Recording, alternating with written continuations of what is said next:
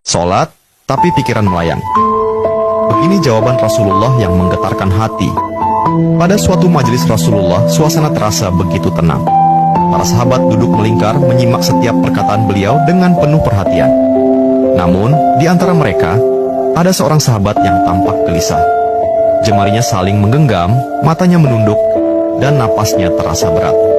Setelah beberapa saat ragu, ia akhirnya mengangkat wajah dan berkata dengan suara lirih, "Wahai Rasulullah, aku ingin bertanya, tetapi aku khawatir pertanyaanku ini akan membuatku semakin malu di hadapan Allah." Rasulullah pun tersenyum lembut, menatapnya penuh kasih sayang. "Katakanlah, wahai saudaraku, tidak ada pertanyaan yang membuat seseorang hina jika ia bertanya untuk mencari kebaikan."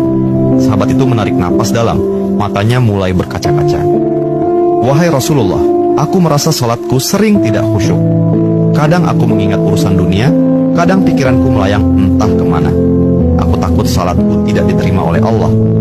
Apakah dengan salat seperti itu, aku tetap mendapatkan pahala?" Suasana majelis seketika menjadi hening. Para sahabat lainnya ikut menunduk, merasakan kegelisahan yang sama. Mereka tahu betapa beratnya pertanyaan itu. Namun, yang terjadi setelahnya benar-benar di luar dugaan. Rasulullah tidak langsung menjawab. Beliau menatap sahabat itu dengan penuh kelembutan. Lalu tiba-tiba air mata mulai membasahi pipi beliau. Para sahabat terkejut. Mereka jarang melihat Rasulullah menangis dalam situasi seperti ini. Dengan suara bergetar, beliau berkata, "Demi zat yang jiwaku berada di tangannya, sungguh setan tidak akan pernah berhenti berusaha mencuri bagian dari salat seorang hamba hingga ia teralihkan. Tetapi ketahuilah, Allah tetap melihat usahamu." Rasulullah menarik napas dalam, lalu melanjutkan, "Wahai saudaraku, jika engkau meninggalkan salat hanya karena takut tidak khusyuk, maka setan akan menang.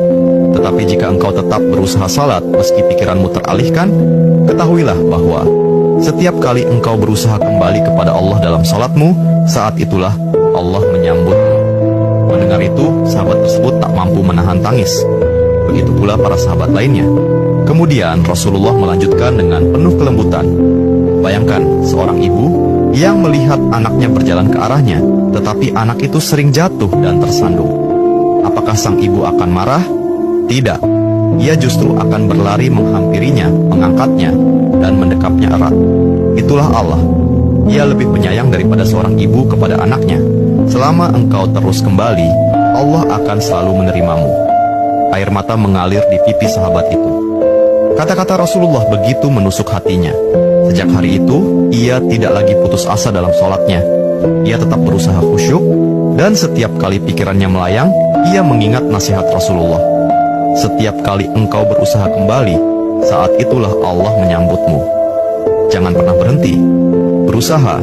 Jika kisah ini membuka wawasan kita, yuk berbagi. Biar banyak yang tercerahkan. Setiap satu kebaikan dibalas Allah 10 kali kebaikan. Barakallah forever. Amin ya Rabbal Alamin ya Mujibas Sailin.